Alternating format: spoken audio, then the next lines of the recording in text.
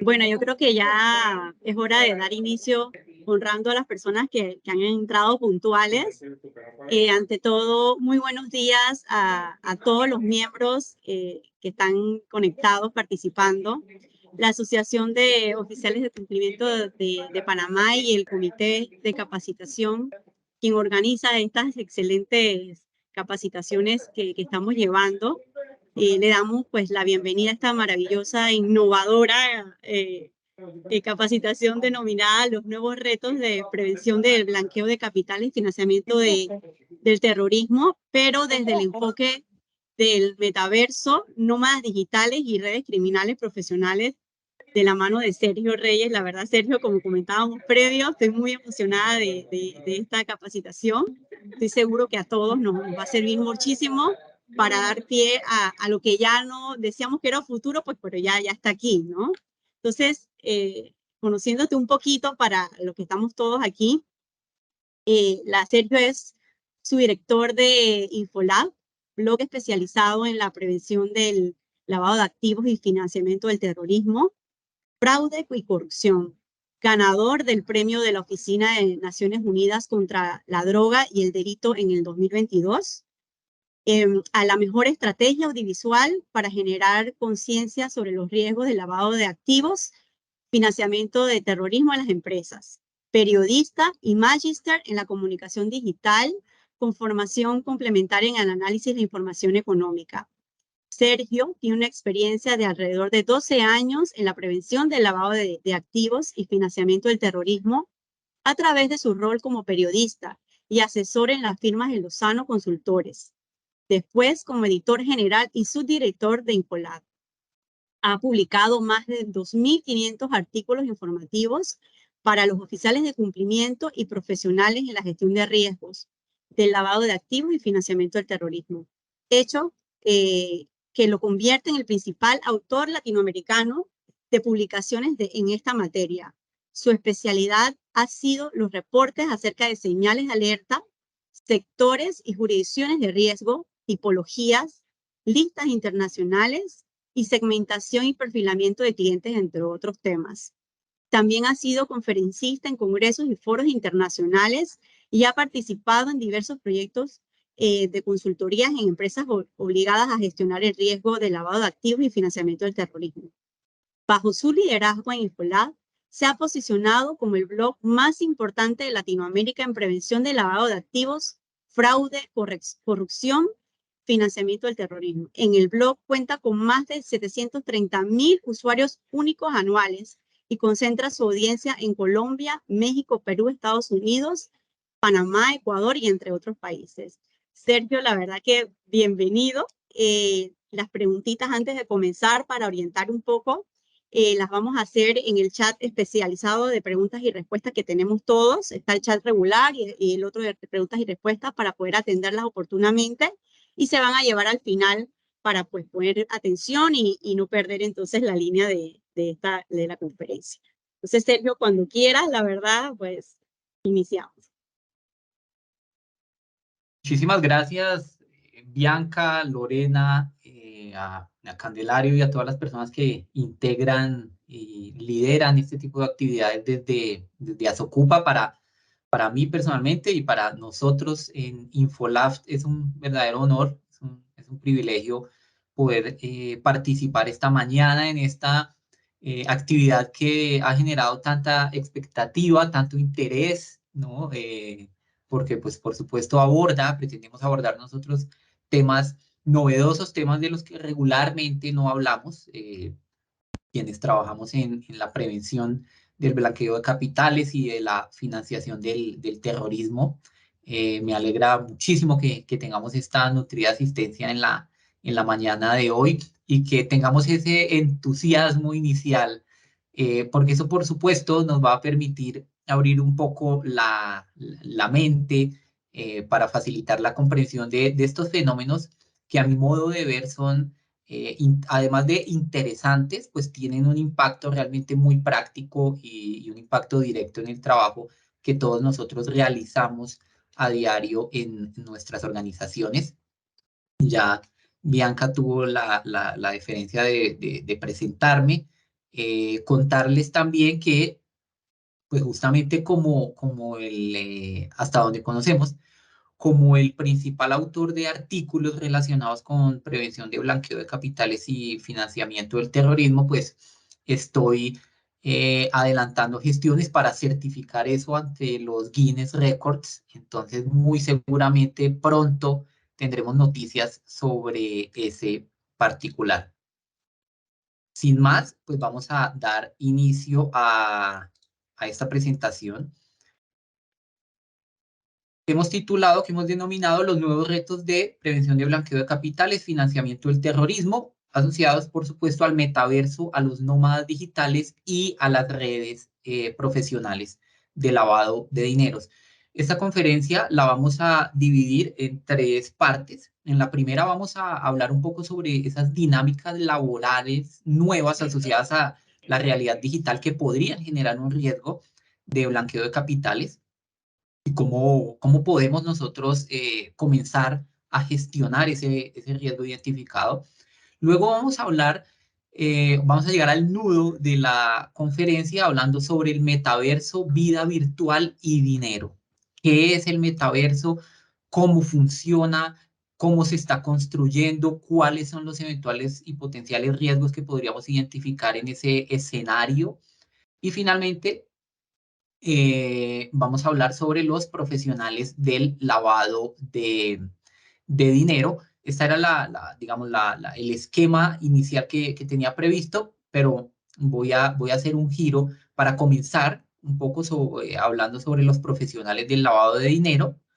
Vamos a hacer una inversión allí en el programa, pero pues por supuesto estas son las temáticas que nosotros vamos a evacuar el día de hoy.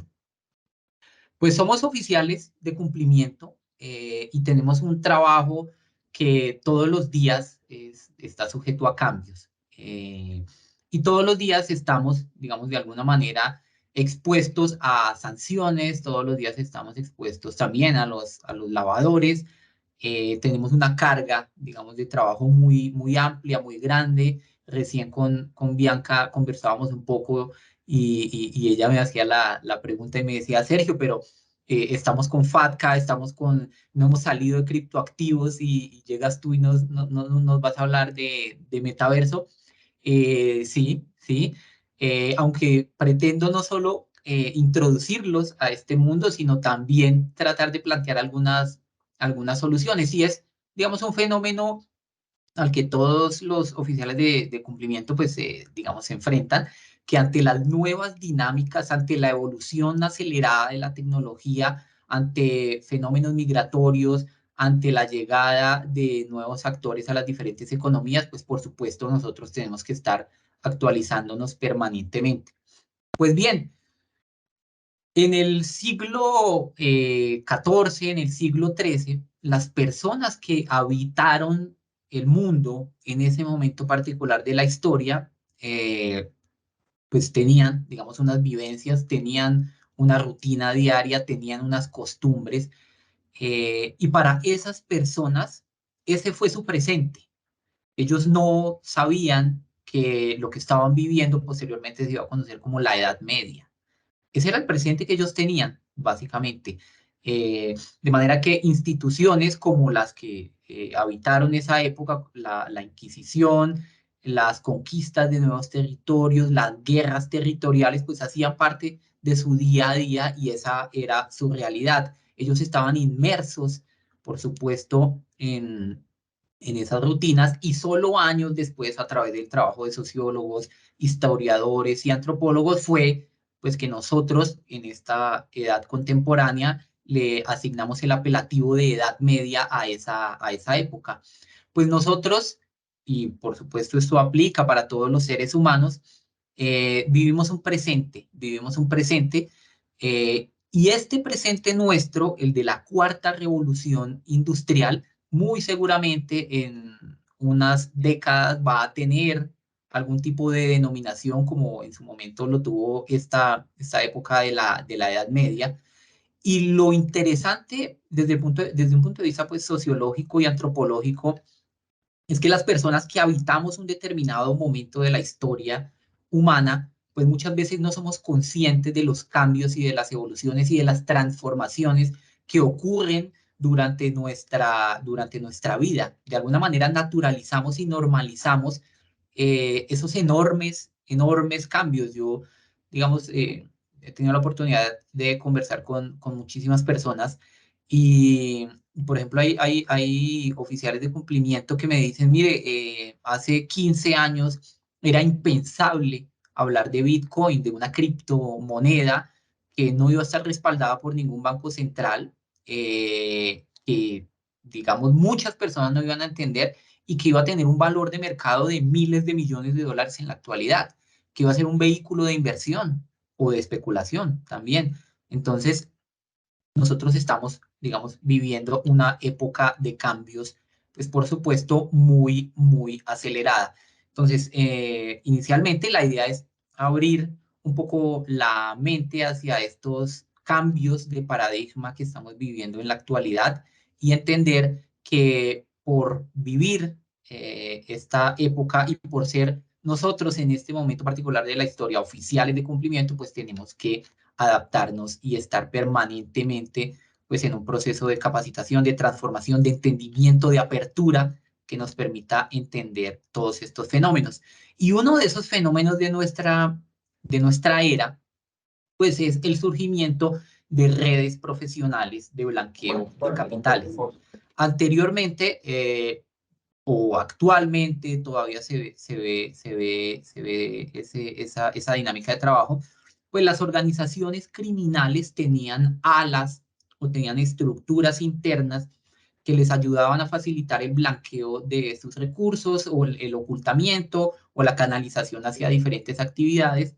Pues hace un par de años el GAFI identificó que existen redes profesionales especializadas y de muy alto nivel, estructuras muy sofisticadas que prestan, entre comillas, el servicio de outsourcing de blanqueo de capitales. Se trata, pues, por supuesto, de redes que a cambio del pago de una comisión, pues se prestan para permitirles a los grupos criminales dar apariencia de legalidad a esos activos de origen ilegal. Y ellos tienen bastante experiencia en el ocultamiento, por supuesto, de la naturaleza, de la fuente, de la ubicación, de la propiedad y el destino de los fondos para evitar, por supuesto, ser detectados. Hemos tenido muchísimos casos a lo largo de América Latina que han sido registrados oportunamente por los medios de comunicación, noticias, por supuesto, basadas en los diferentes casos y las investigaciones que han podido adelantar las autoridades. Entonces, este es un primer fenómeno que está asociado a nuestra realidad, a nuestra época, a nuestro presente. Hay redes profesionales de blanqueo que son muy difíciles de detectar, porque usualmente están conformadas por empresarios que, debido a dificultades económicas o simplemente porque deciden tomar un camino delictivo, pues prestan sus organizaciones, sus personas jurídicas, sus inmuebles, sus propiedades para el servicio de las organizaciones criminales. Entonces, este es un primer gran reto que les vengo a compartir el día de hoy. Existen estas redes y estas redes, por supuesto, como la gran mayoría de estructuras jurídicas, pues se apoya en la tecnología, por supuesto, para intentar dar apariencia de legalidad a los activos que provienen de actividades como narcotráfico, estafa, minería ilegal, entre pues muchos otros delitos. Entonces, este es un primer gran reto. Ahora, hablemos de la transformación que también sufrió nuestra profesión y nuestro trabajo a raíz de la pandemia. A raíz de la pandemia llegó una dinámica laboral diferente, que por supuesto se ha venido matizando con el regreso gradual de algunas actividades y profesiones a espacios de trabajo presencial, pero hubo millones de personas en el mundo que migraron hacia otro tipo de fenómenos y dinámicas de trabajo. Entonces, una de esas dinámicas pues son los nómadas digitales.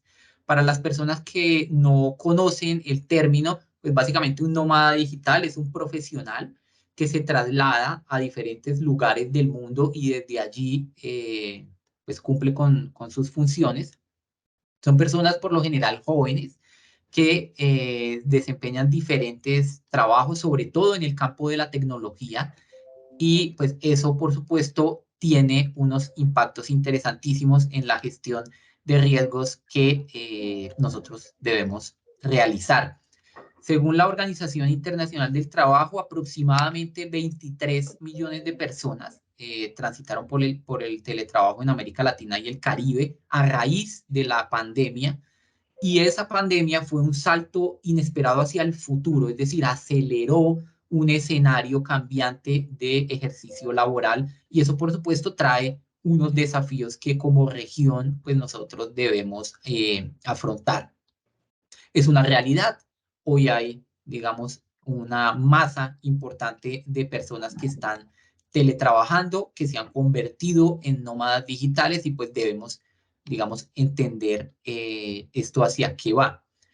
En el mundo se estima que actualmente hay aproximadamente 35 millones de nómadas digitales. Eso es el equivalente a la población sumada de Panamá, Costa Rica, Nicaragua, Honduras, El Salvador y Belice y un poco más.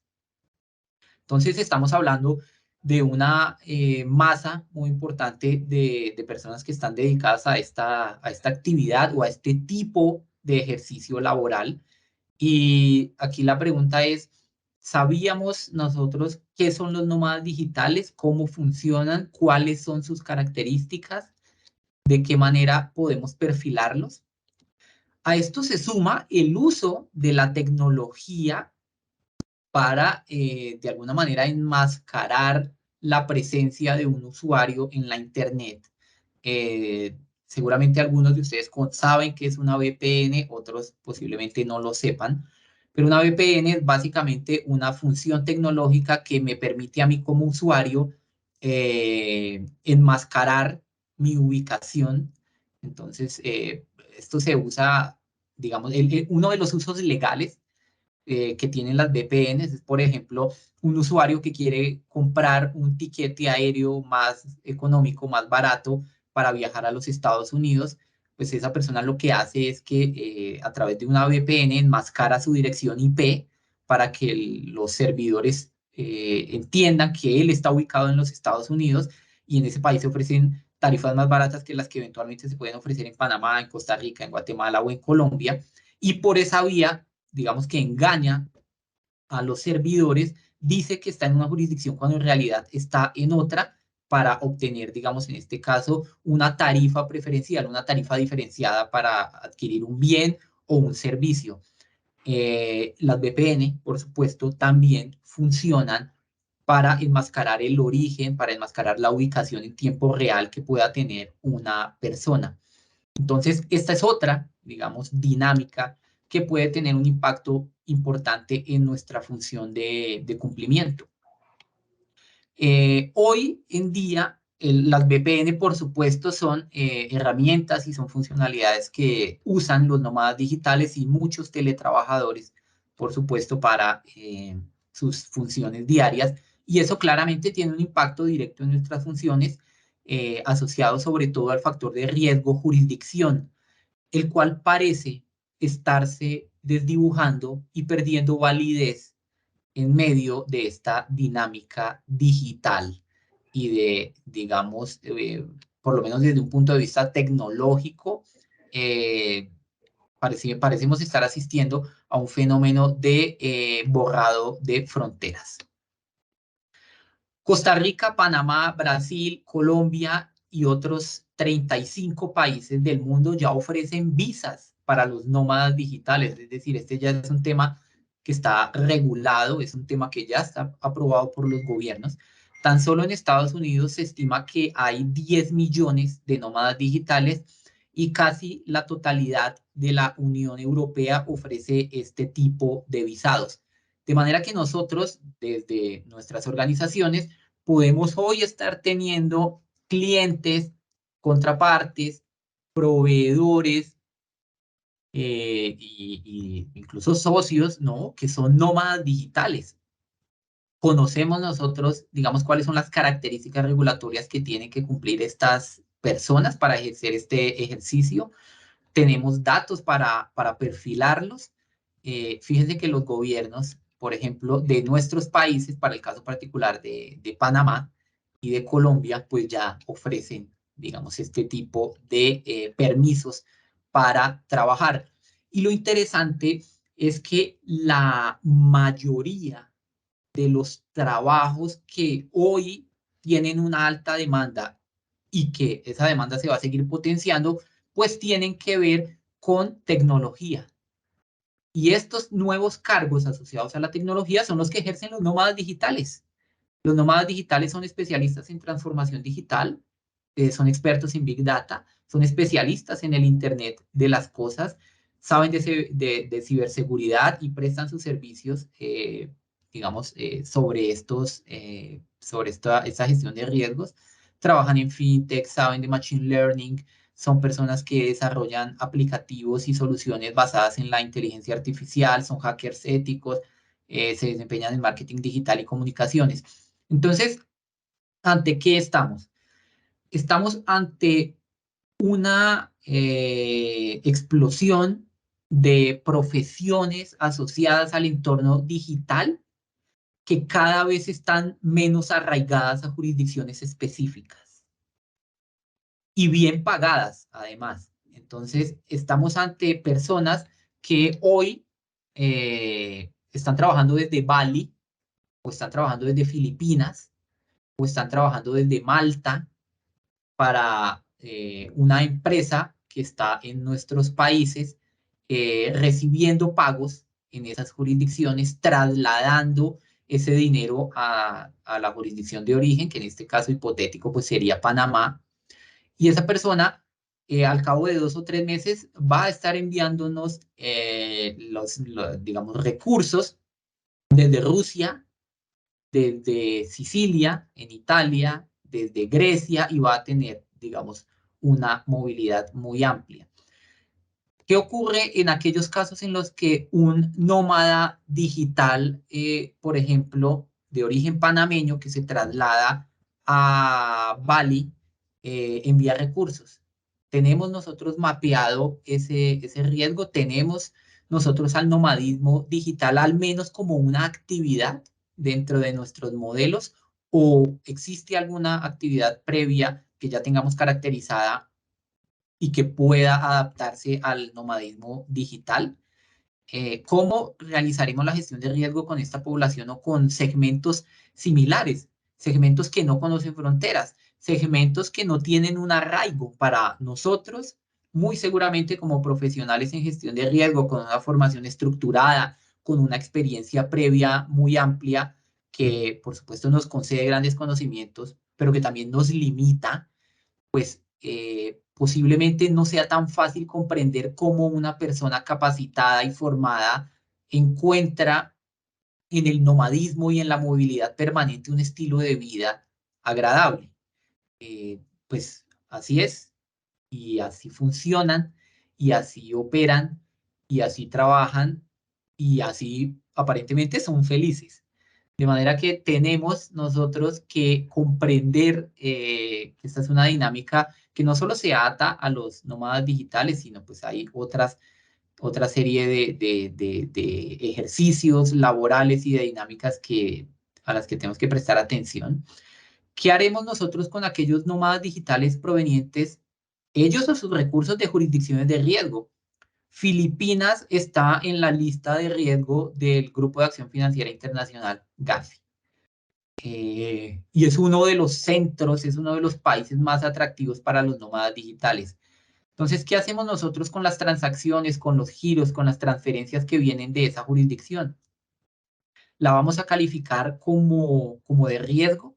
¿Vale la pena, desde un punto de vista riguroso de gestión de riesgos, gastar recursos en hacerle ese seguimiento transaccional? Porque la alerta seguramente va a saltar al provenir de una jurisdicción de riesgo, pero ¿realmente lo es? ¿cómo manejaremos el riesgo con los nómadas digitales de nuestros propios países? Y aquí un tema bien importante. El nómada digital es el nacional o el ciudadano, para este caso hipotético, de Panamá, que se traslada a Bali o a cualquier otra jurisdicción a ejercer un oficio de manera remota, con un ordenador y con una conexión a Internet. Las visas de trabajo que se conceden a los nómadas digitales en esos países de destino tienen una serie de condiciones. Y esas condiciones son básicamente que el nómada debe trabajar para una empresa extranjera. Entonces, tenemos al nómada digital panameño que se traslada a Bali o a cualquier otra jurisdicción del sudeste asiático. Desde Bali, él trabaja y conoce ese hermoso destino turístico, ese hermoso entorno natural, pero él no puede trabajar para una empresa de Bali. Si trabaja para una empresa de Bali, no le conceden la visa. En ese caso, él tendría que tramitar una residencia o un permiso de trabajo. La visa de nómada digital lo que hace es que lo autoriza para trabajar desde Bali para una empresa de cualquier otro país del mundo. Entonces podemos tener un nómada digital panameño que trabaja desde Bali para una empresa tecnológica alemana. Esa es, digamos, ese es, digamos, el relacionamiento permitido desde un punto de vista pues, legal y de migración. Entonces podemos tener actualmente muchos nómadas digitales latinoamericanos de nuestros países que están trabajando en una jurisdicción, pero no necesariamente desempeñándose para una empresa de su país de origen. Yo hablaba recién con un par de personas, amigos míos que son publicistas y diseñadores gráficos, digamos, encontrábamos que no tendría ningún sentido. Ellos quieren ser nómadas digitales y están haciendo, digamos, gestiones para incursionar en este interesante mundo laboral y pues sumarse a ese estilo de vida. Y lo que encontramos es que no tenía sentido ser un nómada digital colombiano, trasladarse a un país del sudeste asiático y conservar su vinculación laboral con la empresa colombiana por diferentes factores. Una de las más importantes, la devaluación de la moneda y el costo de vida que estaría asociado a vivir en una jurisdicción con una divisa mucho más fuerte que la divisa en la cual le pagan su salario en su país de origen. Entonces, no tendría ningún sentido ser un nómada digital colombiano que trabaje en Bali ganando en pesos colombianos y gastando en dólares. Entonces, ese fenómeno lo que hace es que obliga a estas personas a buscar trabajos con diferentes, por supuesto, empresas alrededor del mundo. Entonces, el nomadismo digital puede ser o no una actividad de riesgo dentro de nuestros modelos. Y lo que nosotros hemos encontrado en los análisis que hemos realizado es que el esquema rígido de gestión de riesgos a través de los factores de riesgo o fuentes generadoras conocidas, pues parece comenzar a entrar en desuso. El factor de riesgo jurisdicción cada vez parece volverse obsoleto ante este tipo de dinámicas que nosotros, digamos, vamos viendo y de las cuales somos testigos todos los días. El factor de riesgo canal también entra digamos, en cuestionamientos, por lo menos de forma inicial, porque estas personas además transan o reciben sus pagos por diferentes vías, y una de esas vías son los criptoactivos. Entonces, tenemos nómadas digitales que se trasladan a otras jurisdicciones, que trabajan con otras empresas del mundo que no corresponden con ese país en el cual están radicados temporalmente y que además reciben sus pagos en criptoactivos. De manera que hay un cóctel, hay una mezcla pues muy, muy interesante.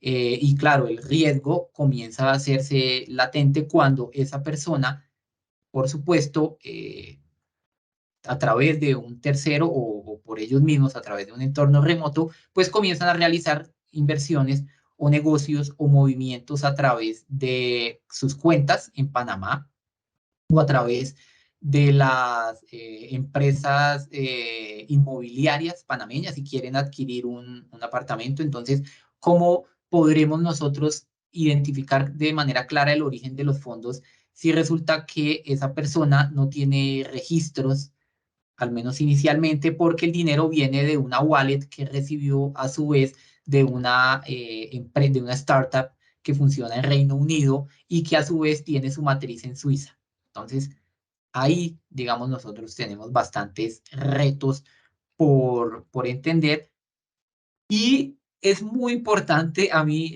nosotros aquí en Infolab tenemos, también digamos, hemos diversificado los perfiles de trabajadores que tenemos, y uno de los más importantes pues es un caricaturista que aquí en el país ha sido ganador de varios premios de periodismo por su asertividad, por su repentismo, por su buen humor y al mismo tiempo por la profundidad de sus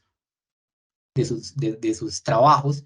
Y nosotros como oficiales de cumplimiento, claro, estamos en un entorno cambiante, estamos en un entorno en el que todo parece ir a enormes velocidades, pero al final del día, si las cosas salen mal, los responsables vamos a ser nosotros.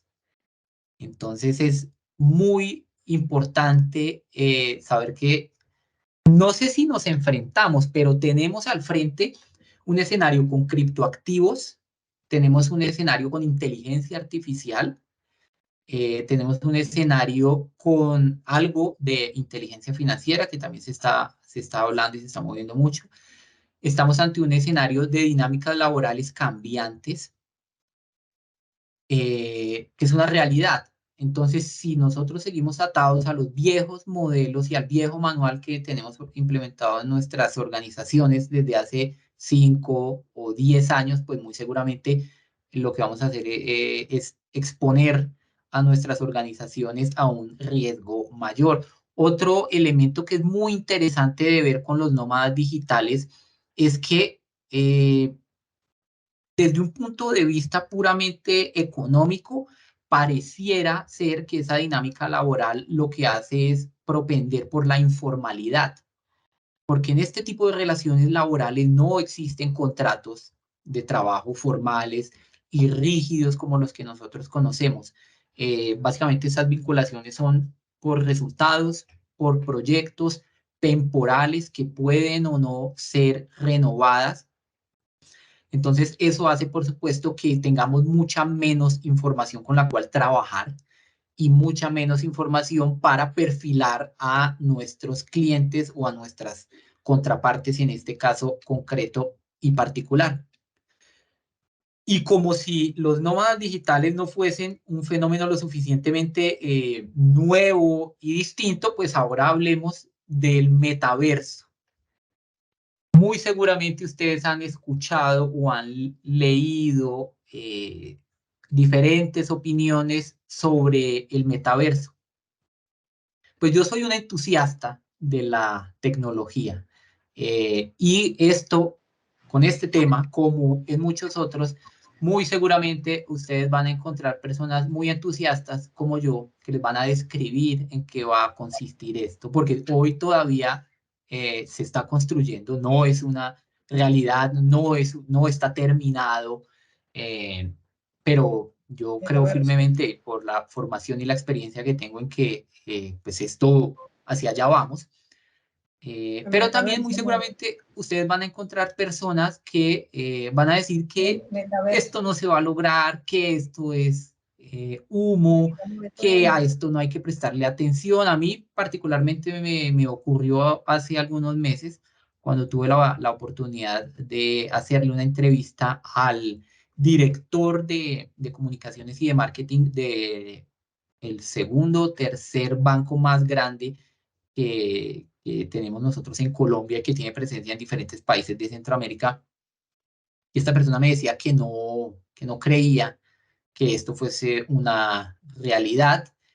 Y unos días después, JP Morgan Chase, uno de los bancos más grandes del mundo, hizo inversiones en el metaverso.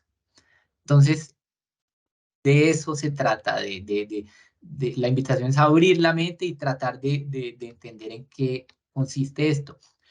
El metaverso, para tratar de exponerlo de una manera muy sencilla, es un entorno digital, es un nuevo espacio en el que, según las previsiones y las proyecciones que hacen varias de las más grandes empresas tecnológicas del mundo, va a ser el entorno en el que vamos a desarrollar nuestras vidas en los próximos años. Tan es así que el World Economic Forum publicó hace algunos meses un reporte en el que mencionan que en 2026 todos los seres humanos en promedio vamos a comenzar a pasar 1 hora o más al día en el metaverso. El metaverso es una iniciativa, un entorno digital virtual que va a tener elementos de realidad aumentada, que está siendo desarrollado por diferentes organizaciones, y una de las más importantes es Meta. Meta, por si ustedes no lo saben, es el antiguo Facebook.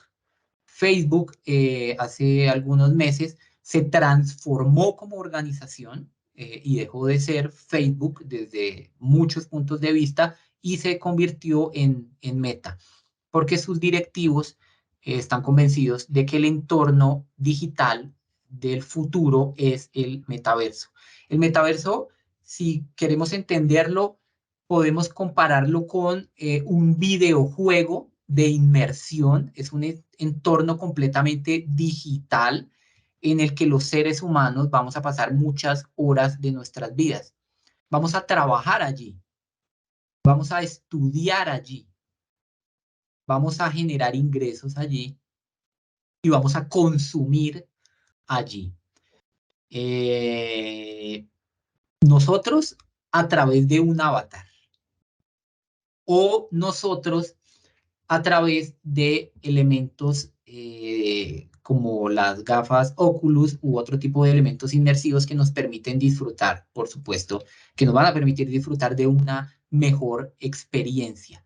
Alguien dirá, eso es muy surreal, eso, yo no me veo en eso. Yo no creo que yo, siendo un abogado con toda esta formación, pues vaya a estar en un videojuego, vaya a estar en Meta, vaya a estar viviendo una realidad alterna, una realidad paralela. No, no creo.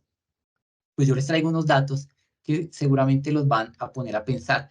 Hoy ya se venden porciones de tierra virtual en este espacio. Hace algunos meses un usuario pagó $450,000 porque su casa virtual en el metaverso estuviese al lado de la casa de Snoop Dogg, el famoso rapero de los Estados Unidos. Y como hay muchísimos otros casos en los que ya hay grandes sumas de dinero comprometidas. Según Bloomberg Intelligence, el valor del metaverso será de $2,5 billones en 2030. Billones, es decir, miles de millones, 1 millón de millones. No como los billones que usualmente nos genera confusión con los dólares, que en ocasiones se dice que $1 billón son 1.000 millones de dólares. No, estos son 12 ceros.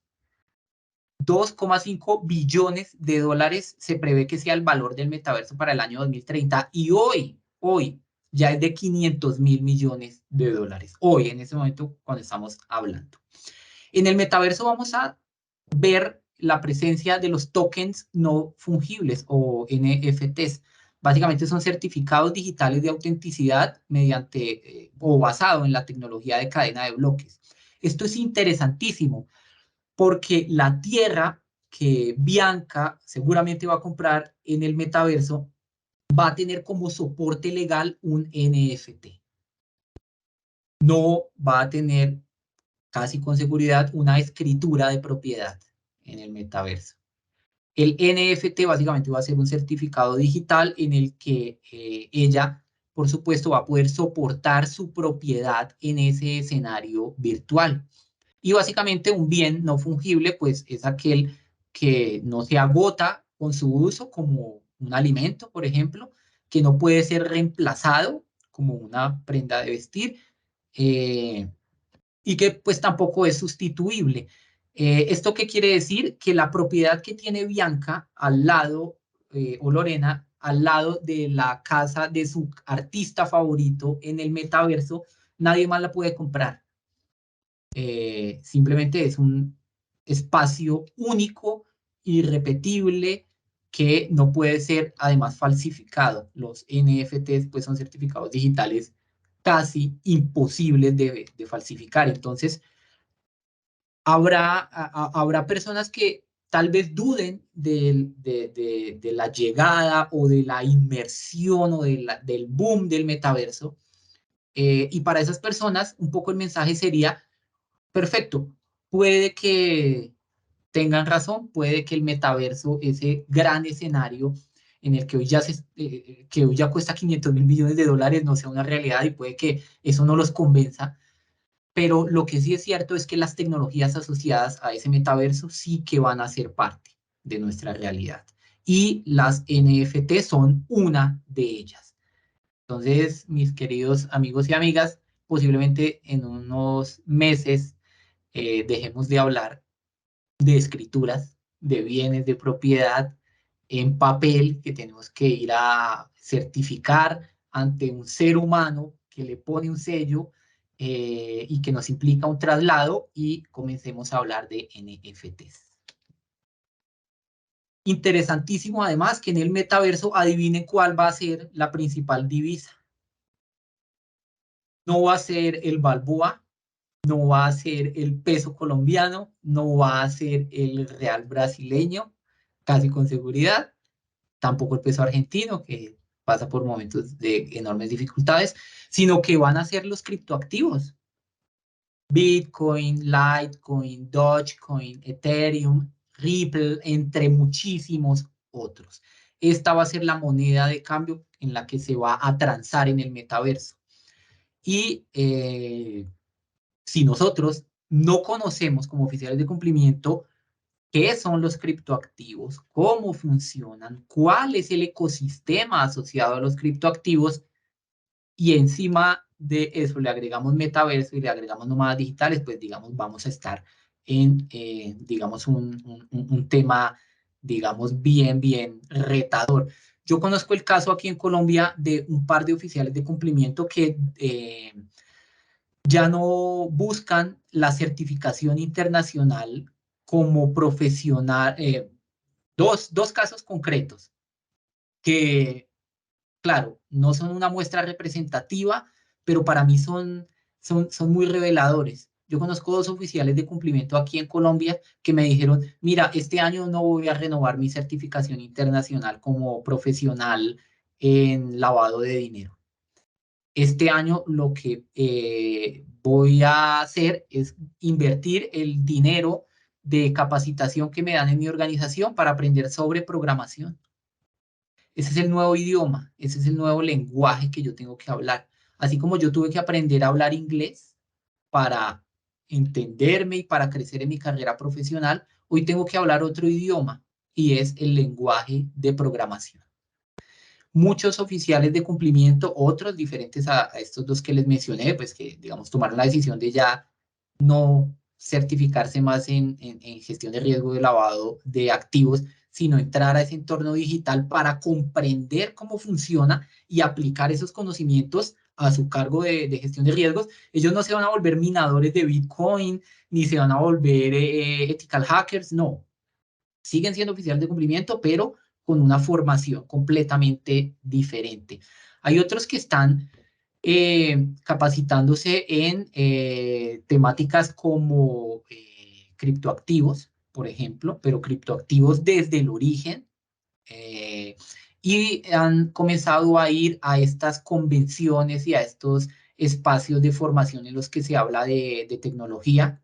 Hay una mujer que eso es interesantísimo, porque en términos de brecha digital, el género infortunadamente sigue siendo un tema que genera rezago, pero una mujer este año, que no trabaja en prevención de lavado de activos, sino en prevención de fraude. En esa organización tienen aparte la gestión de riesgo de fraude, y la de lavado de activos en otro espacio distinto. Esta persona, por ejemplo, ya comenzó a ir a las convenciones en las que Google anuncia los nuevos desarrollos tecnológicos, las Google Conference que realizan en los Estados Unidos. Ya ella ha dejado de escuchar a los mismos oradores que siempre suelen asistir a los grandes congresos y a las grandes convenciones especializadas en lavado de activos y se ha enfocado más en escuchar a estas personas tecnológicas porque su empresa tiene la intención de incursionar muy fuerte en este modelo tecnológico. Entonces, en términos de capacitación, también están cambiando los líderes de opinión, están cambiando los formadores, están cambiando los expertos.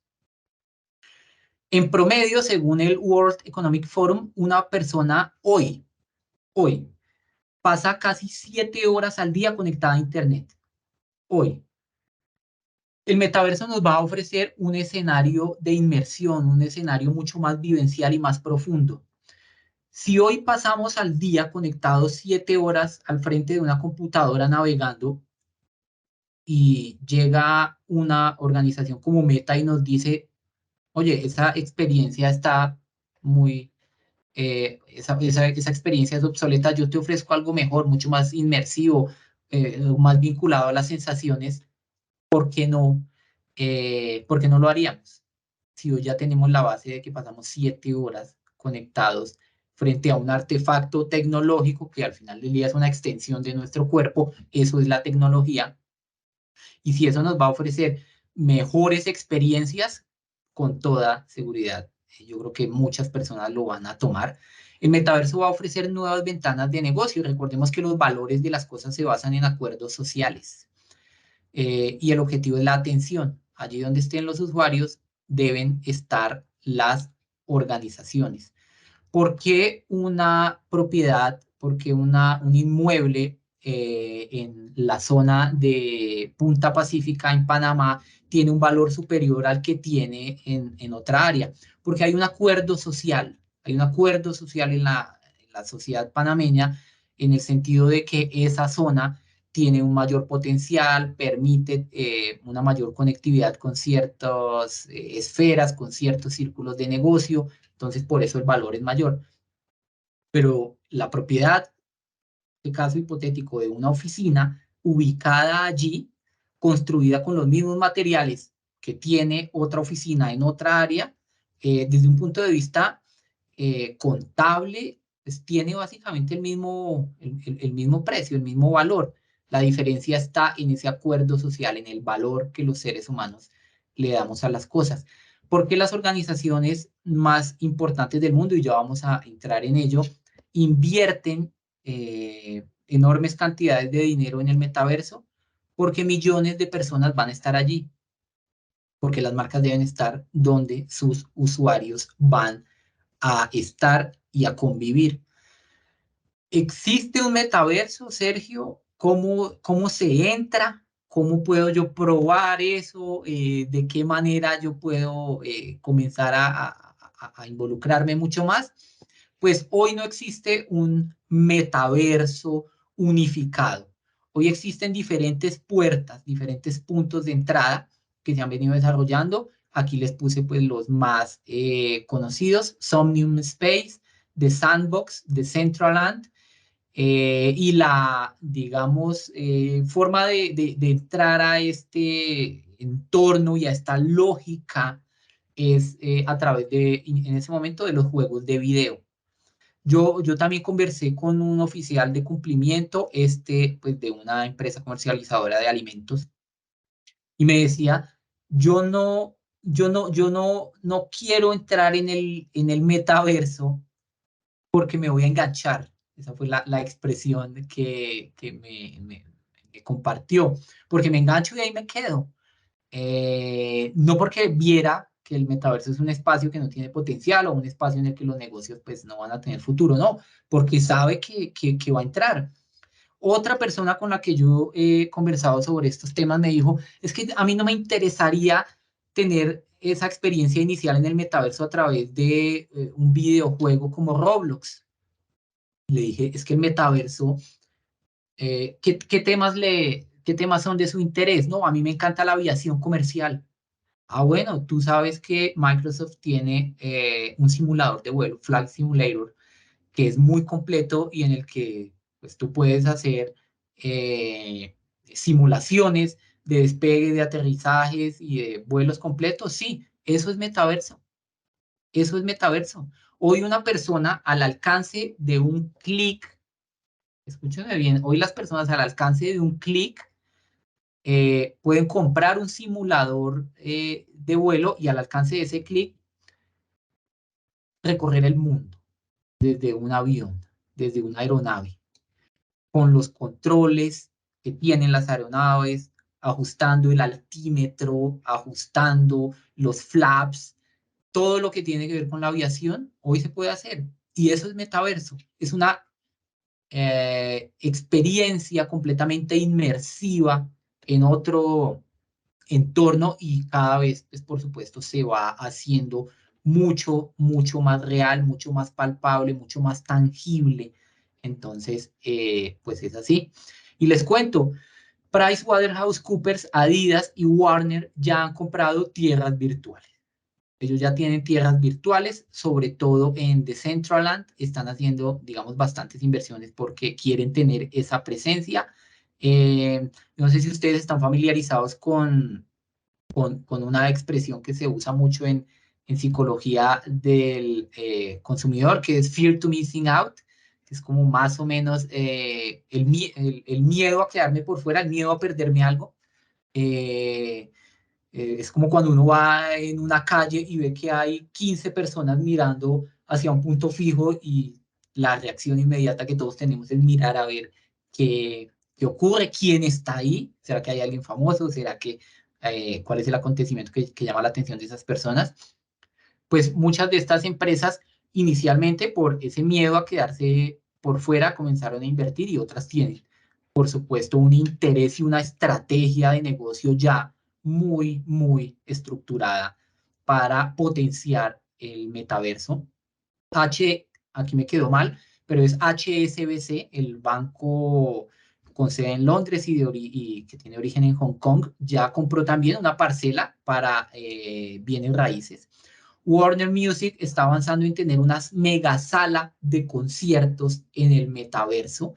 JP Morgan abrió un salón en un centro comercial virtual del metaverso. Sony está invirtiendo en Epic Games. Epic Games es una de las más grandes empresas del mundo en videojuegos y Sony está, digamos, involucrándose con ellos. Mastercard ya realizó 15 registros de marcas en el metaverso y el gobierno de Barbados está trabajando en abrir una embajada en ese entorno.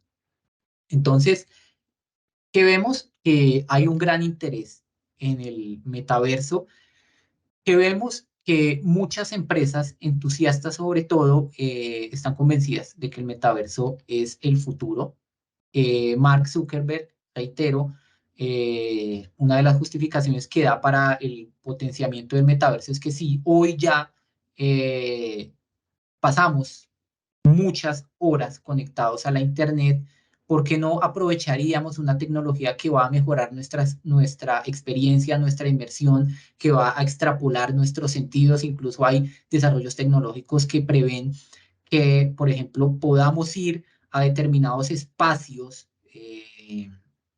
turísticos como Grecia, como el Antiguo Egipto, y poder percibir a través de un artefacto tecnológico el aroma real que tiene ese entorno desértico, el aroma real que tiene una selva, el aroma real que tiene un paisaje natural.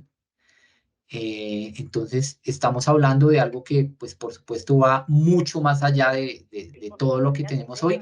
Y es difícil entender, y es difícil entenderlo en muchos casos porque no tenemos contra qué compararlo, ¿no? Es muy difícil, pero seguramente las personas que tienen hijos saben que uno de los temas más complejos de controlar con los hijos es las horas que dedican a los videojuegos, porque los videojuegos son la puerta de entrada. Y muchas personas que son adultos hoy, y lo digo porque a mí también me ha pasado, Yo duré muchísimos años sin jugar videojuegos, lo hice cuando era pues un adolescente y hace aproximadamente un año volví a entrar un poco en el entorno de los videojuegos para entender un poco estas dinámicas, para hacer un poco de inmersión y realmente es envolvente, realmente es atrapante, realmente lo que ofrece es una experiencia que se valora, que se aprecia, que tiene un potencial. Entonces, pues hay varias preguntas que planteamos en esta conferencia. ¿Qué tanto sabemos del metaverso? ¿Sabíamos algo antes o esta conferencia es el puntapié inicial? ¿Cómo nos estamos preparando para gestionar el riesgo en ese escenario? ¿Cuáles serán las divisas en el metaverso? De antemano parece que va a ser Bitcoin la más, digamos, fuerte. El metaverso puede ser considerado un canal, una jurisdicción. Si mi institución financiera tiene una sucursal en el metaverso y a través de esa sucursal se transan unas operaciones, ¿ese es un canal realmente? ¿O el metaverso es una jurisdicción? ¿Cómo, digamos, vamos nosotros a darle ese tratamiento? ¿Quién será mi cliente? ¿No? Un mismo cliente puede tener dos perfiles, un perfil físico y un perfil virtual. Los más entusiastas del metaverso están hablando de la posibilidad de tener relaciones afectivas en ese entorno. Y de hecho, la situación ha llegado a tal punto que hace algunos meses surgió una noticia, digamos, que a mí me generó bastante impacto, y fue que en un espacio del metaverso, dos avatares masculinos, digamos, abusaron sexualmente de un avatar femenino. Y eso generó un impacto muy fuerte en la mujer que estaba manejando ese avatar femenino. Y desde ahí, digamos, empezó la duda de si vamos a tener que tener un derecho penal aplicable al metaverso. El tipo penal básicamente está basado, en este caso, en un plano físico.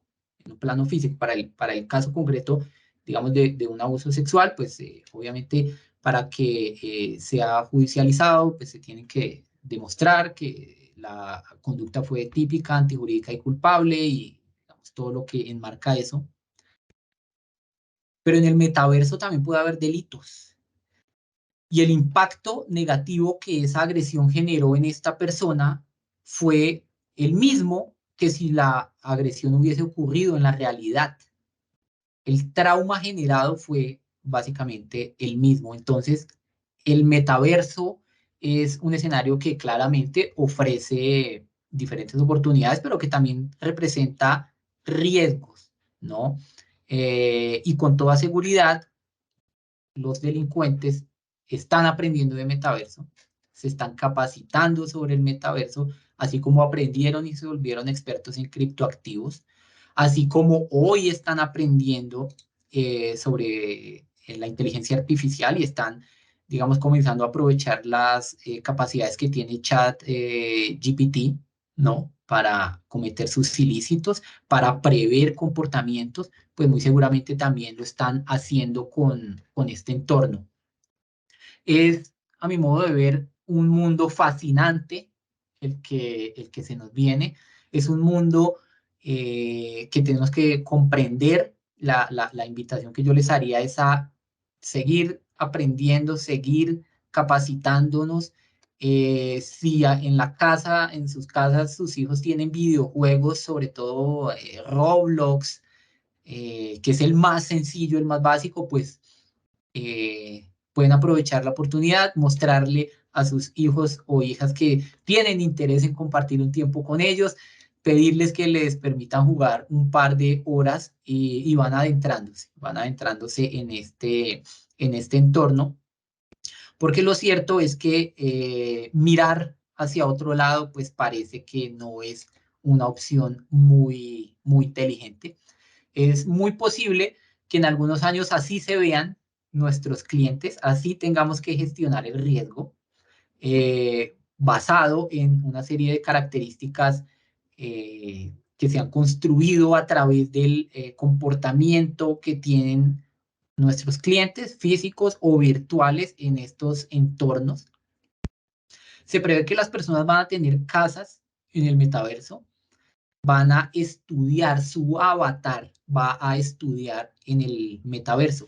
Les cuento algo que es interesantísimo, Fortnite. Para las personas que no lo conocen, Fortnite es uno de los juegos más famosos que existen hoy en el mundo. Hay 100, yo no sé cuántos, 600 millones de personas en el mundo que se estima juegan Fortnite. El juego es gratis. El juego es gratis. Una persona puede entrar, crear su avatar y entrar a cumplir las diferentes misiones que tiene Fortnite. ¿De dónde saca dinero Fortnite? ¿Cómo se monetiza? ¿Cómo hacen estas personas para hacer que el negocio sea sustentable? A través de la venta de elementos para los avatars. Yo tengo un avatar y tengo unas funciones básicas, pero yo quiero que mi avatar sea más fuerte, tenga mejores armas, tenga un carro mucho más rápido, tenga acceso a otro tipo de habilidades. Yo pago por eso. Yo pago por eso. Yo pago para que mi avatar sea mejor. Y hay 600 millones de personas en el mundo que en este momento gastan para que su avatar, que al final del día es una representación mía en ese espacio, en ese entorno, sea mejor. Entonces las personas invierten en esas representaciones virtuales. Hoy lo hacen y Fortnite es el mejor ejemplo de eso. Entonces, tal vez tengamos en un tiempo que conocer a esos avatars, tal vez tengamos ya no que hacerle una visita física a nuestros clientes en su oficina, sino una visita a esos clientes en el metaverso. Aquí en Colombia el año anterior se hicieron un par de audiencias judiciales a través del entorno del metaverso. Son ejercicios iniciales, son ejercicios primarios que, pues, por supuesto, nos van dando cuenta de cuál es el escenario que se viene. A mí me encantan los deportes, particularmente la Fórmula 1. Entonces yo siento que estamos en este momento justo antes de que inicie un gran premio. Entonces en este momento hay desorden, hay personas con las llantas, con los repuestos, los pilotos están caminando por allí, están llevando el carro al punto de salida, el público está mirando para otro lado, hay digamos, un desorden, estamos como en esta época de caos previo a lo que se viene, ¿cierto? Estamos como a la expectativa, mucho de lo que va a pasar. Sabemos como el personaje que está sentado en esa gradería que viene una carrera, que va a empezar una carrera, ¿sí? Y estamos a la espera, a la espera. Hay personas que se prepararon para ver esa carrera de la mejor forma y se leyeron la tabla de posiciones del campeonato mundial y saben que X o Y escudería es mejor y hay otras personas que simplemente están esperando a ver qué ocurre. Y la adopción de estas tecnologías, pues lo que va a hacer es que nos va a organizar, nos va a dar un orden, ¿sí? Nos va a dar, digamos, una guía a medida que vayamos teniendo un mayor conocimiento, pero una vez se adopte nos vamos a volver a desordenar y vamos a comenzar a aprender sobre la práctica, sobre la marcha. Vamos, digamos, a comenzar nosotros cada vez más a realizar ese ejercicio inmersivo. Y lo interesante de todo esto es que cuando nosotros como oficiales de cumplimiento nos adentramos en nuevas dinámicas y abrimos la mente a nuevos temas, para nosotros es mucho más sencillo identificar cuáles de esos elementos son aplicables y de qué forma nosotros podemos comenzar a fortalecer nuestros sistemas. Para el caso, digamos, concreto y particular, los nómadas digitales. Entonces, seguramente nosotros podremos ya identificar que existe un tipo de visado que nos va a permitir conocer a los nómadas. Sabemos que las muchos de ellos operan en jurisdicciones de riesgo, entonces tal vez para ajustar nuestros sistemas podamos hacer un cruce entre las jurisdicciones de riesgo de lavado de activos que tenemos identificadas y cruzarlas contra aquellas jurisdicciones en las que hay mayor cantidad de nómadas digitales. Muy seguramente podamos nosotros acudir a nuestra autoridad migratoria y preguntar si tienen estadísticas, datos, cifras sobre nomadismo digital y qué tan arraigado está ese fenómeno, cuántos visados ha emitido el Ministerio de Relaciones Exteriores o la Cancillería a los nómadas digitales y sobre todo a qué actividades, y por esa vía podemos nosotros comenzar a fortalecer nuestros modelos con el metaverso, aprender, capacitarnos, estudiar, ir a eventos. Muchos de estos eventos son gratuitos, se transmiten de forma virtual. Entonces, si antes seguíamos a Shakira o a Eminem, pues comenzar a seguir también a algún experto en metaverso, en este tipo de dinámicas, y pues con toda seguridad vamos a ir encontrando, por supuesto, elementos que nos permitan eh, entender este fenómeno. Yo, uno de los que más sigo es un economista español que se llama Marc Vidal. Él tiene un canal y es un gran orador. De hecho, es el momento de dar los créditos respectivos. Varios de los elementos que he compartido esta mañana con ustedes en esta jornada vienen de diferentes espacios, conferencias y libros de Marc Vidal. Y él, en uno de sus libros, publicado en el año 2019 por Editorial Planeta, que se titula La Era de la Humanidad, tenía una historia que a mí me encanta. Es la historia de Jean Foucault y Leo. Jean Foucault es el abuelo de Leo. Y ellos están en el año 2050, conviviendo con robots, conviviendo con una innovación tecnológica que es casi perfecta, que tiene las respuestas para todo, que no se equivoca y que se basa en procedimientos rigurosos y particulares para la ejecución de todas sus tareas. En un momento dado, Leo le pregunta a su abuelo, Jean Foucault, abuelo, ¿cómo era el mundo antes de los robots? ¿Cómo funcionaba? Y el abuelo, con algo de nostalgia, le cuenta que las personas a veces se peleaban en la calle, que a veces eran desorganizadas y se les acababan los alimentos en la alacena porque no tenían ese orden, que el tráfico era un caos porque no había quien lo organizara, pero que disfrutaba muchísimo esa vida.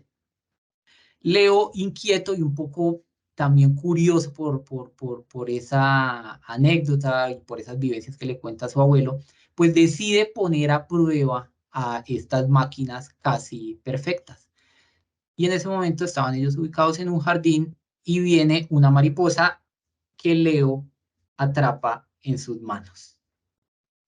Y Leo le pide al abuelo que llame al robot que los atiende en su casa. Llaman al robot y el robot llega.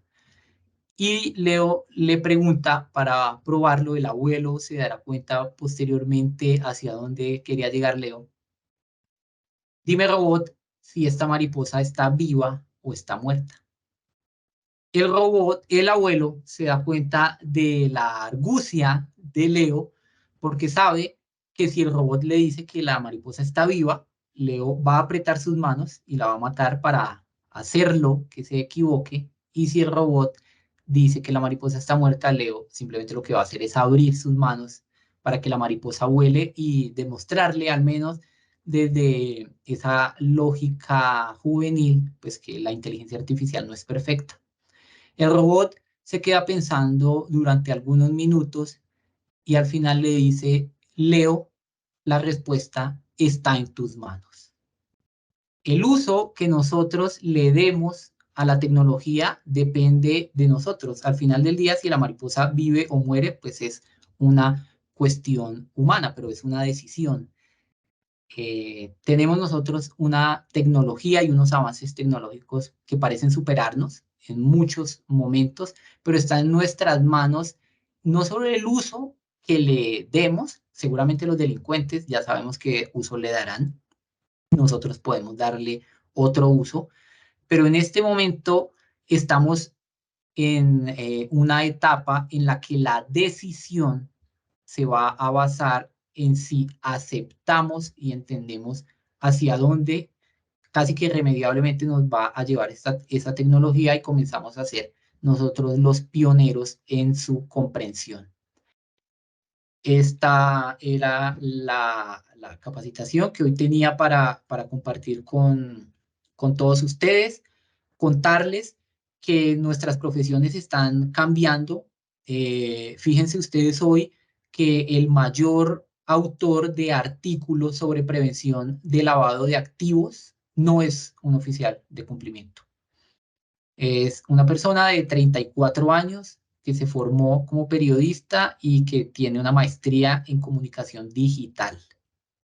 Así hay muchos oficiales de cumplimiento en este momento. Yo estoy trabajando en próximas conferencias. Aquí, digamos, quisiera anticiparles un poco cuáles van a ser esos nuevos temas que a futuro voy a estar exponiendo en diferentes espacios. De hecho, si es de su interés, podríamos llevar uno o varios de estos temas al próximo congreso de la Asocupa en Ciudad de Panamá en octubre.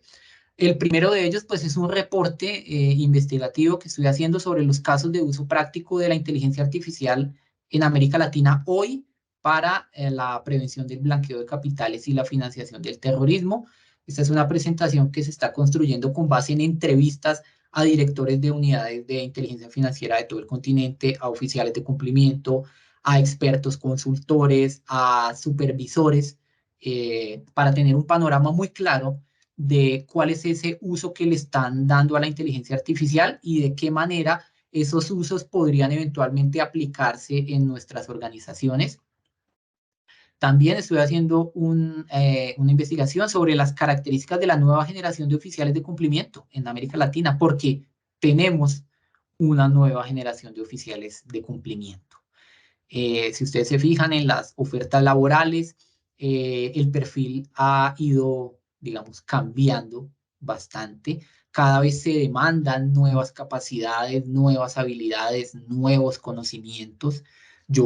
A mí me sorprendí, hace como 3 semanas vi que a un oficial de cumplimiento le estaban solicitando certificaciones en sistemas de seguridad de la información y tener conocimientos en informática. Entonces, nuestra profesión está cambiando mucho y esta es una píldora que quisiera anticiparles, para que las máquinas no nos reemplacen. Nosotros como oficiales de cumplimiento tenemos que competirle a las máquinas y la única manera de hacerlo es siendo expertos en tecnología. Infortunadamente o afortunadamente, eso es lo que nos demanda. ¿Y qué podemos aprender nosotros de esa nueva generación de oficiales de cumplimiento? Y una tercera capacitación en la que estoy trabajando es el oficial de cumplimiento como gestor de proyectos, recomendaciones prácticas. Muchos oficiales de cumplimiento tienen problemas para solicitar presupuesto, para cambiar la herramienta de consulta, para ajustar el manual y su política interna. Entonces, cómo a través de la gestión de proyectos de manera muy práctica y muy concreta, pues los oficiales de cumplimiento pueden sacar adelante esos proyectos y tener en cuenta pues el triángulo de los proyectos que tiene que ver con alcance, tiempo y recursos, cuándo mover uno, cuándo mover otro, qué tan flexible es el ser, cómo negociar con nuestras contrapartes. A veces la contraparte es el gerente, a veces la contraparte es el área de sistemas. Vale la pena aprender de sistemas. Yo conozco muchos casos y con esto termino para dar pie a las preguntas.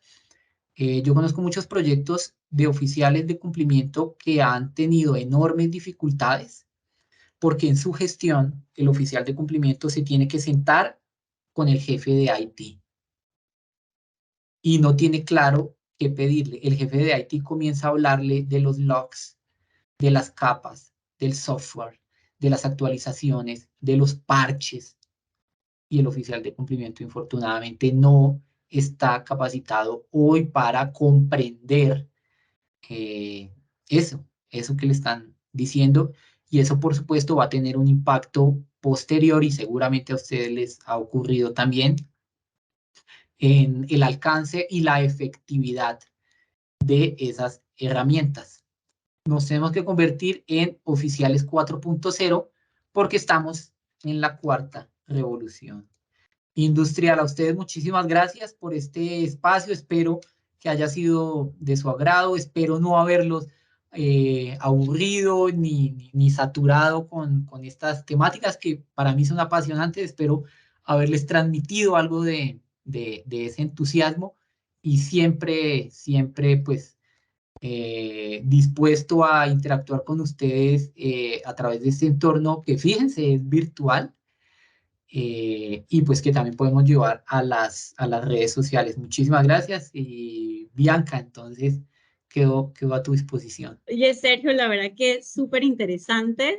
Yo creo que todos estamos como procesando toda esta información porque que la verdad que aunque fue muy clara, sí impacta como tantos cambios, ¿no? Y el tema de la tecnología, que al pesar, pues, que en los tres temas que tocaste es el punto como medio de los tres temas, es importante identificar que estos cambios llegan muy pronto gracias a la tecnología, ¿no? Antes, para enterarnos de alguna noticia, tenía que pasar un tiempo, nos daba tiempo para procesarla. Hoy en día, al minuto tenemos acceso a la información, y eso nos hace todavía como un reto muy grande para nosotros que hacemos estas funciones.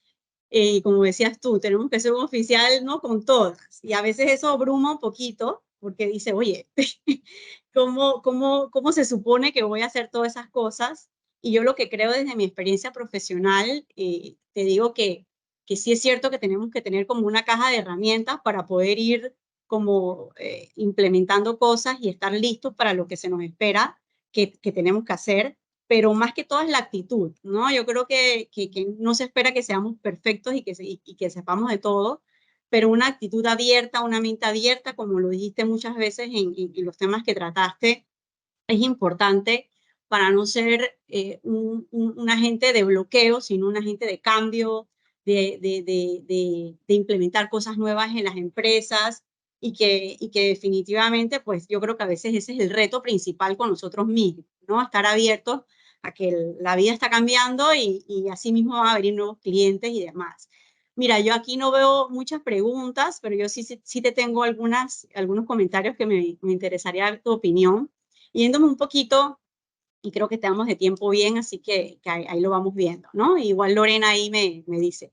En el tema de los profesionales de criminales y demás, yo entiendo que ahí es un reto importante para nosotros que hacemos estas actividades de cumplimiento, porque se mezclan, a mi entendimiento, y tú me corriges, se mezcla actividades lícitas, es decir, una empresa que pudiese estar una actividad lícita y estructurada, y presta servicios.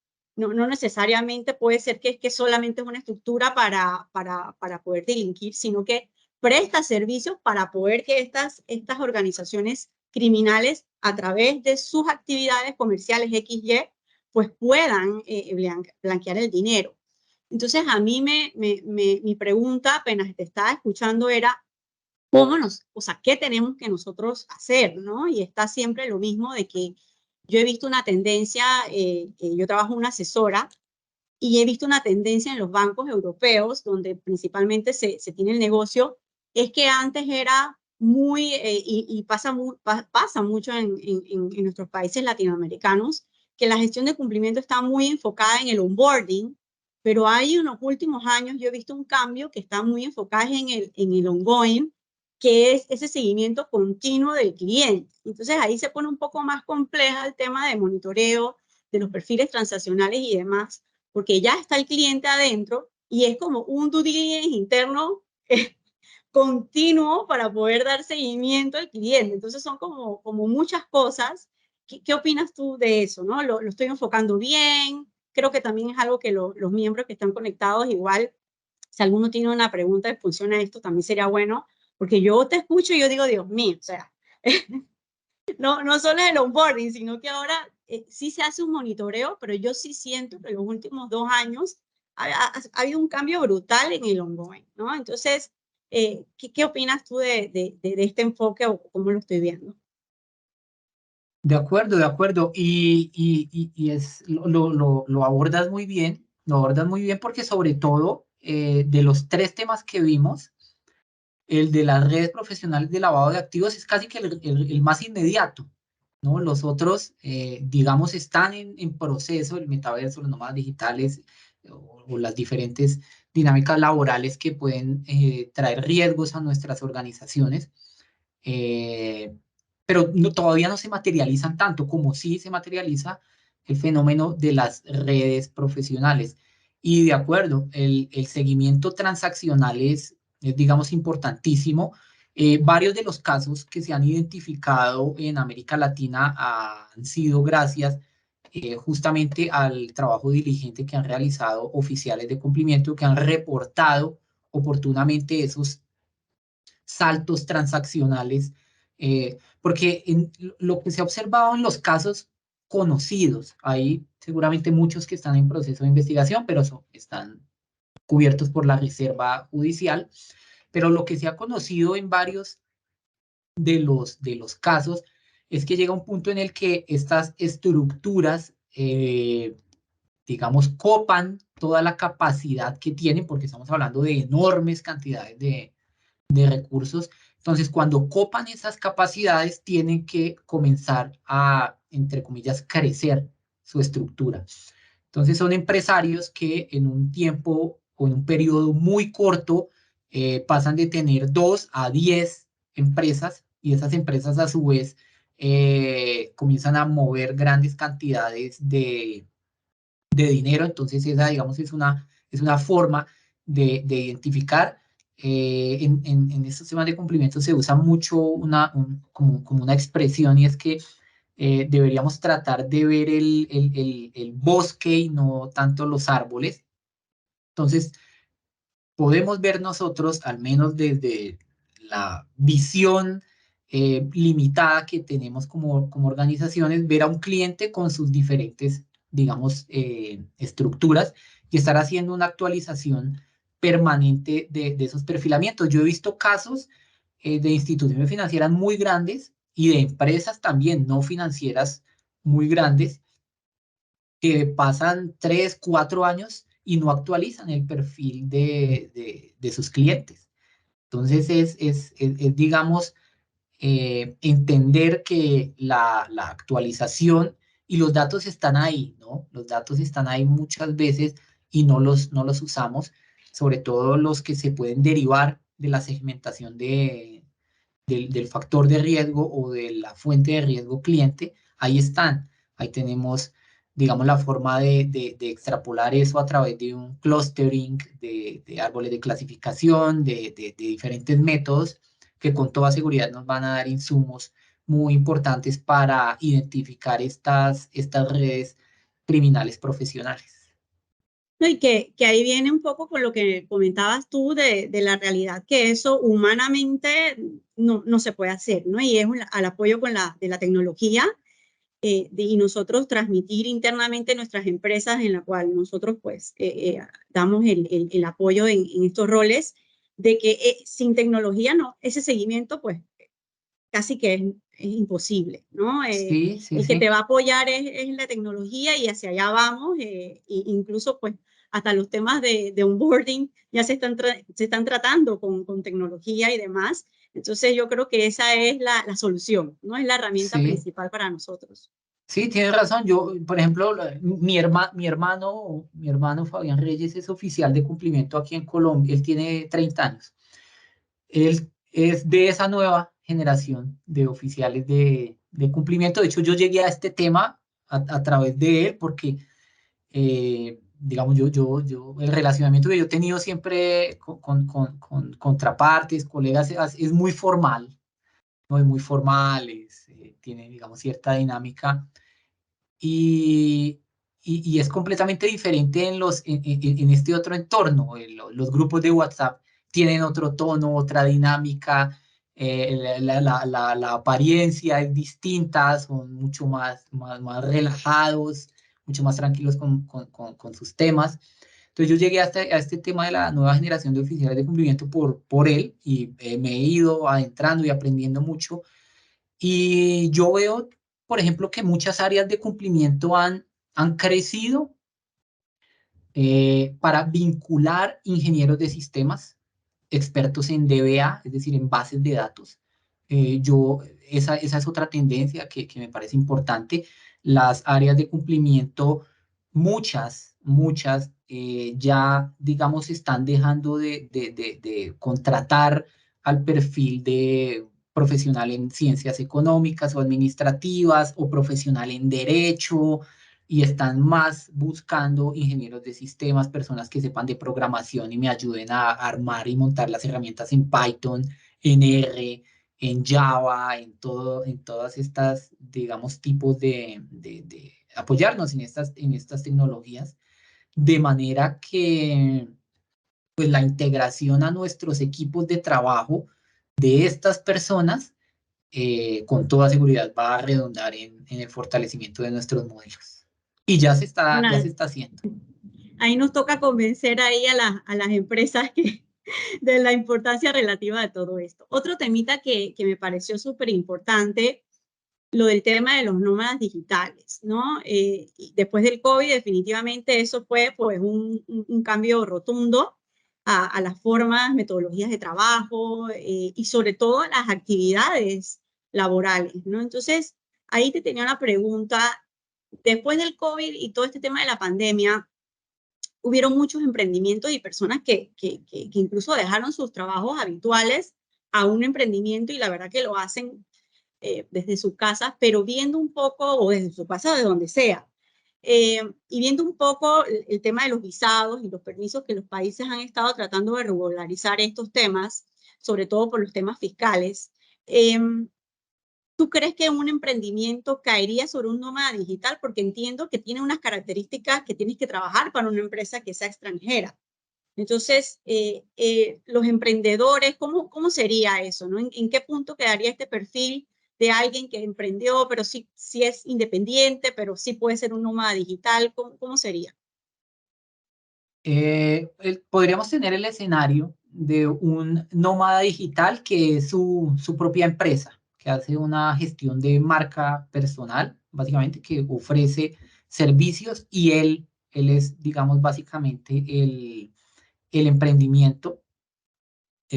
Para obtener estos visados, digamos, las personas tienen que darle a los ministerios de Relaciones Exteriores, pues, digamos, cierta solvencia, ¿no? Y ciertas certificaciones laborales también. Pero indudablemente los emprendimientos podrían recaer en el nomadismo digital. Por ejemplo, una persona natural, ¿sí? Una persona natural registrada ante la administración tributaria, sí que puede ofertar este tipo de servicios, sí que puede contratar o subcontratar a su vez personas y hoy no tenemos fronteras, no tenemos fronteras, Bianca. Yo hace algunos años hice también una investigación periodística y eso lo tenemos publicado en Infolab y encontramos que desde nosotros, para ese ejercicio, desde nuestro computador en Bogotá, logramos abrir una sociedad pues, offshore, ¿sí? Con el cumplimiento pues, de unos pagos que realmente no eran muy altos. Y a través de las consultas y las investigaciones periodísticas encontramos que eh, ese era el mecanismo pues, que utilizaban muchísimas empresas y personas para ocultar sus recursos, para domiciliarse en un entorno que tiene flexibilidades pues, tributarias de este tipo y operar desde allí. Hay casos que son ampliamente conocidos, de manera que el nomadismo digital podría ser, digamos, una nueva arista. No, por supuesto, los nómadas digitales no son criminales, perfilados, ni mucho menos, pero sí que esa dinámica de no arraigo y esa dinámica de movimiento permanente y esa dinámica de vinculación temporal con cierto tipo de contrapartes, si nosotros lo vemos desde un punto de vista como gestores de riesgos, tenemos señales de alerta por todos lados y digamos, claramente un nómada digital puede tener un emprendimiento lícito registrado ante su autoridad tributaria, pero con toda seguridad puede haber muchísimos más que no. Eh, y en ese caso, pues es por supuesto entender las dinámicas. Y a nosotros lo que nos funciona mucho, y aquí en Colombia hemos como creado una cultura de consulta a las autoridades a través de mecanismos de consulta ciudadana, como el derecho de petición, no sé si en Panamá lo llamen igual, pero es básicamente consultarle permanentemente a las autoridades y a los reguladores. Sírvase indicarme estadísticas sobre este fenómeno, sírvase indicarme esto, sírvase suministrarme esta información en el amparo de la ley de transparencia, etcétera. Y, y esos insumos son, por supuesto, claves para todos nosotros. Y ahí me iría un poco allá las actividades de nosotros como oficiales de cumplimiento. Nuevamente caemos en el perfil transaccional del cliente y tener sobre todo muy identificado para estos casos o perfiles muy cercanos a lo que es un nómada digital, el tema de las jurisdicciones que se relacionan y estar actualizando constantemente esas jurisdicciones y evidenciarlas y documentarlas, porque al final es el monitoreo continuo de ese tipo de clientes que nos va a poder de alguna manera mitigar los riesgos que solamente el perfil de ellos tiene, ¿no? De esa movilidad y todo este tema. Entonces, Exactamente. Y pues nuestro director, Alberto Lozano, de hecho, él desde hace varios años viene promoviendo que los únicos dos factores de riesgo que se deberían considerar son el cliente y el activo, porque son realmente las fuentes generadoras de riesgo.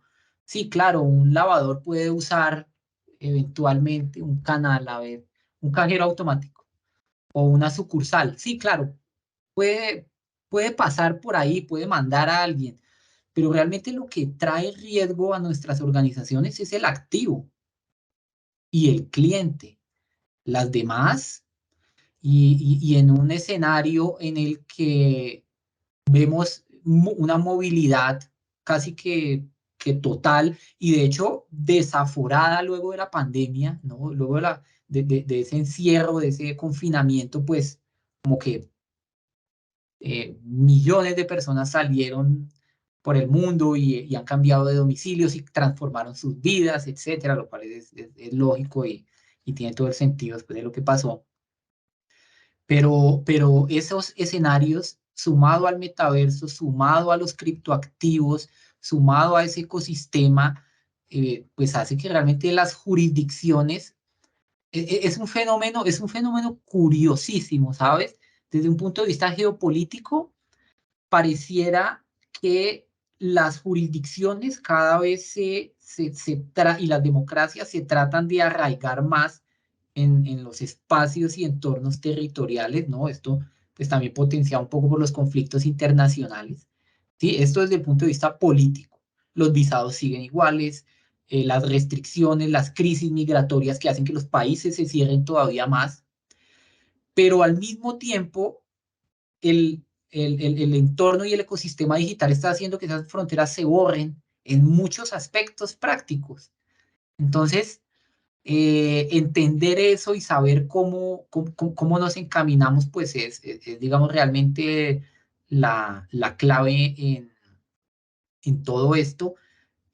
A veces el día a día nos absorbe, a veces el día a día como que nos limita y lo que no nos puede pasar es que por estar contestando correos, ¿no? Todos los días, pues dejemos de estar actualizando los perfiles transaccionales que al final del día son lo más importante. Mientras existan normas que nos obliguen a gestionar el riesgo de esos factores rígidos, a mi modo de ver, pues lo tendremos que seguir haciendo. La invitación no es ni mucho menos, olvidémonos de eso y solo enfoquémonos en los clientes y activos, no.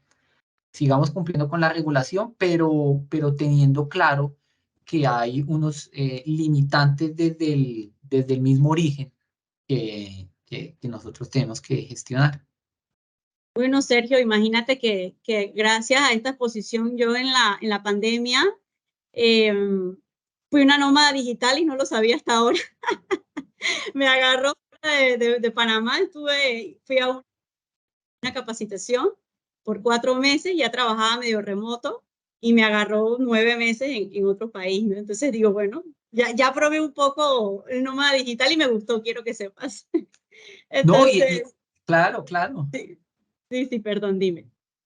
¿No? Y que exactamente muchas personas han transitado por el nomadismo digital o por el teletrabajo también, ¿no? Y eso pues claramente tiene otros retos, tiene otras implicaciones. Eh, yo he visto, por ejemplo, experimentos que se han realizado en algunas empresas. Esto tristemente no es la regla general, pero lo he visto en un par, y es que trabajan por proyectos. Entonces, para el establecimiento de la nueva herramienta de alertamiento de clientes, ¿sí? Entonces arman un equipito de trabajo, así como opera Google. Esto es copiado de Google. Google, cuando tiene un nuevo proyecto, lo que hace es que arma un equipo, una célula de trabajo. Entonces al área de IT le dicen, mire, necesitamos 2 perfiles, un experto en DBA y un experto en programación. ¿A quiénes me puede dar por una semana y media? A estos dos, vale, venga. Y el oficial de cumplimiento los lleva y los mete en su oficina, y durante una semana y media esas personas le responden y trabajan para el oficial de cumplimiento, y se han sacado adelante, digamos, proyectos así. Termina ese desarrollo y estas personas vuelven a su área de trabajo corriente, porque a los oficiales de cumplimiento pues difícilmente les dan más recursos de los que tienen. Pero esta es una dinámica que también se ha visto, y es adaptarse a las nuevas exigencias. El otro día también estaba yo en un congreso, y hablábamos sobre criptoactivos, y había muchísimo temor, y qué va a pasar y qué va a pasar. Y al final el mensaje que les dimos es: tranquilos, tranquilos, porque el Gafi está obligando en ese momento a los países a que regulen a los proveedores de servicios de activos virtuales. Al esos proveedores de servicios de activos virtuales están regulados, ustedes van a tener una mayor tranquilidad, y de hecho un permiso implícito para el relacionamiento. En muchas jurisdicciones, esos proveedores de servicios de activos virtuales están siendo regulados por las mismas superintendencias que vigilan a los bancos e instituciones financieras. Entonces, no hay mayor, digamos, no hay mayor temor. Yo creo que a veces algo que nos pasa, Bianca, es que surge un nuevo tema, y yo no sé si por posicionarse o por qué le generamos a los oficiales de cumplimiento muchos temores, muchos miedos, muchas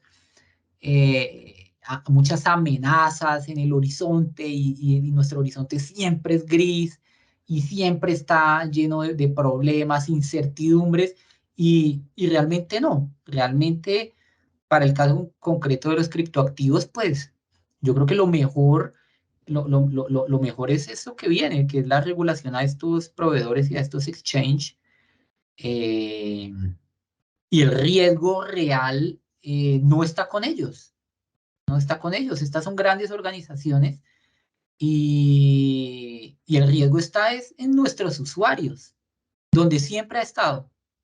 Si mi usuario adquiere Bitcoin y tiene una cuenta en mi banco, o si mi usuario es proveedor de mi empresa y comienza a transar en Bitcoin y se disparan sus ganancias, pues el riesgo va a estar de nuevo en el usuario y el activo. Sí, en lo mismo, ¿no? Y al final yo sí creo que es natural, Sergio, que las personas y sobre todo nosotros con tantas responsabilidades legalmente estipuladas, de temor lo desconocido, ¿no? Yo creo que es algo habitual, es un comportamiento habitual de cualquier ser humano.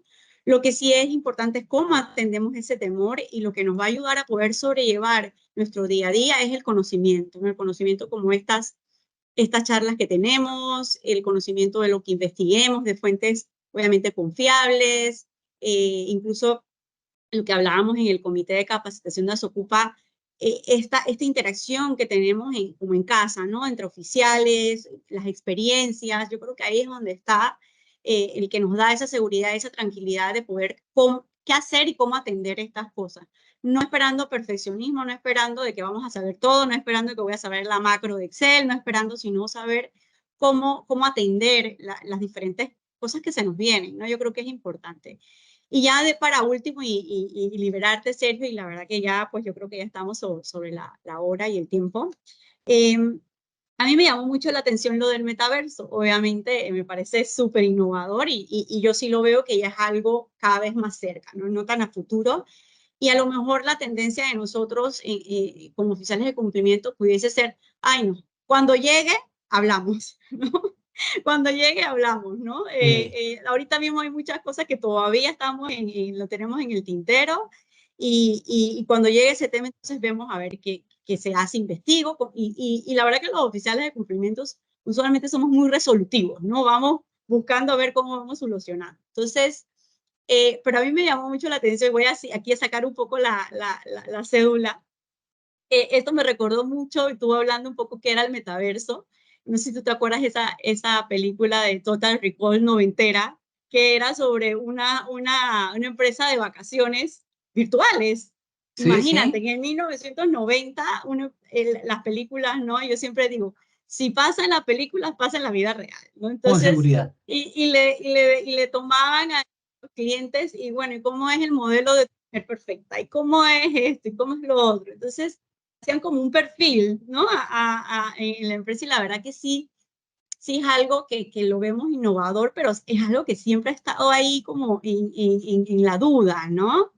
Y yo creo que para nosotros, ya cuando nos ocupe, lo vamos a atender, pero yo sí creo que tenemos que ir viendo un poquito más, no que si participemos o lo que yo hago no tiene nada que ver, sino entender que viene una nueva generación, o así lo entiendo con lo que tú nos has presentado hoy, una nueva generación de clientes que son esta generación joven, más tecnológica, que incluso yo he conocido, he tenido oportunidad de conocer gente muy joven que ya es millonaria a punta de, oye, y desarrollé algo en un hobby y me hice millones y es realidad, no es un caso de, si no es conocido gente así. Entonces, no podemos bloquearnos a esos nuevos clientes, hay que saber cómo atender, cómo documentar y cómo vamos a documentar un cliente ese conociendo un poco cómo funcionan estas realidades virtuales, ¿no?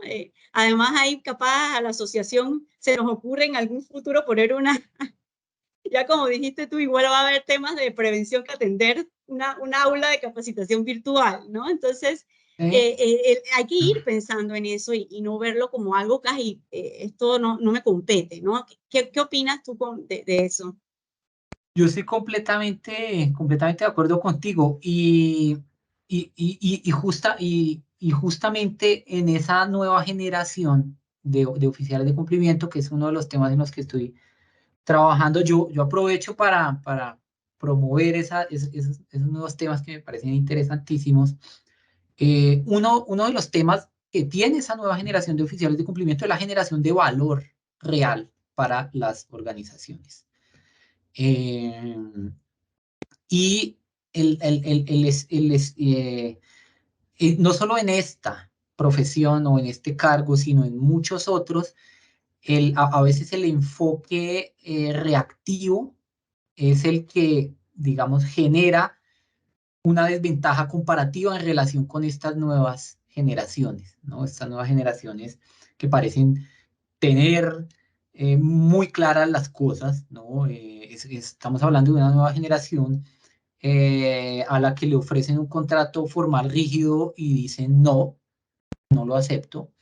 Una generación a la que le dicen, hay un horario definido y usted tiene que venir, y ellos dicen, no, me voy.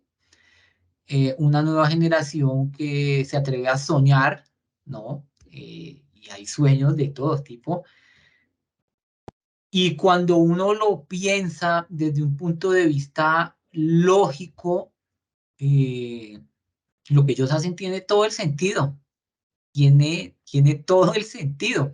Entonces, esa nueva generación viene también a aportar mucho, mucho valor. Un poco lo que les mencionaba, hay oficiales de cumplimiento muy jóvenes, y ese es un fenómeno que se ha visto sobre todo porque en los últimos años ha habido un crecimiento exponencial en el número de sujetos obligados, y eso ha implicado necesariamente a que se ocupen esas plazas. Entonces ahí, digamos, han comenzado a llegar ellos.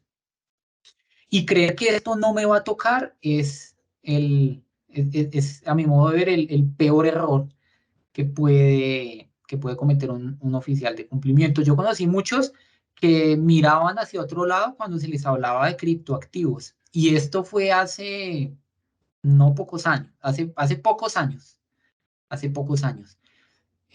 No lo entendían. De hecho, hoy hay muchos que todavía no lo entienden. Eso es sorprendente. Hay muchos que todavía no entienden el ecosistema, y creen que no les va a tocar, y ya les toca, y ya les toca. Entonces, yo creo que estar preparado, a mí me enseñaron en mis clases de finanzas que las oportunidades llegan para las personas que están preparadas. Eh, de otra manera, no se van a poder materializar ni aprovechar. Y hay que estar preparados. Digamos, la idea no es que salgamos a elaborar una política de gestión de riesgos en el metaverso. Yo creo que no estamos en ese momento, pero sí tenemos que prepararnos para ese entorno. Sí tenemos que aprender sobre los nómadas digitales, así como en algún momento, y eso fue algo que promovimos aquí en Infolab, con los youtubers, ¿no? Entonces hubo un boom de youtubers hace un par de años, y pues todavía hoy, pero muchísimos, muchísimos, muchísimos. Y cuando uno miraba desde un punto de vista estricto, se daba cuenta de que a un youtuber había o sobre ese segmento había que hacer una gestión del riesgo, porque era particular. Y cuando nos sentamos nosotros a hacer las comparaciones, nos dimos cuenta que los youtubers tenían muchas características de las PEP. Eran personas con un alto reconocimiento, ¿sí? Eran personas que transaban, ¿sí? Realizaban negocios millonarios con grandes organizaciones y que monetizaban muchísimo. Eran personas que tenían una exposición que eventualmente los podía poner en riesgo. Y en los últimos años en los últimos meses hemos visto casos de algunos youtubers que están siendo investigados porque no es claro el origen de sus recursos. Y yo me acuerdo que cuando nosotros comenzamos a hablar de esto, varios oficiales de cumplimiento, sobre todo los de mayor edad, no, pero youtubers, no, háblenme de temas serios, háblenme de temas, no, es que de verdad hay un riesgo, es un nuevo segmento de clientes, no, no, no. Y pues hoy, digamos, hay casos, ustedes ingresan a Google y ponen lavado de activos youtuber o lavado de activos influencer, y ahí, digamos, van a encontrar bastante.